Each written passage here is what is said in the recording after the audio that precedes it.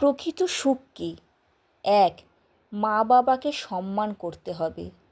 কারণ মা নিজের সব কষ্ট যন্ত্রণাকে আড়াল করে মুখে হাসি ধরে রাখে সন্তানের মঙ্গলের জন্য। আর বাবা নিজে পিছনে থেকেও তোমার স্বপ্নকে সামনে এগিয়ে দেওয়ার জন্য নীরবে কঠোর পরিশ্রম করে যান।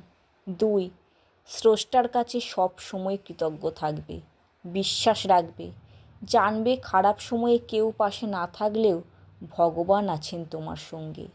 তিন, মনে রাখবে কারো খারাপ সময় চিরকাল থাকে না। অপেক্ষা করো, খারাপ সময়ই তোমাকে ভালো সময়ের দিকে এগিয়ে নিয়ে যাবে। চার, সকলের সঙ্গে ভালো ব্যবহার করবে এবং সম্পর্ককে সম্মান করবে। কারণ জীবনে কাকে কখন কীভাবে প্রয়োজন পড়বে তা কেউই আগে থেকে বলতে পারে না।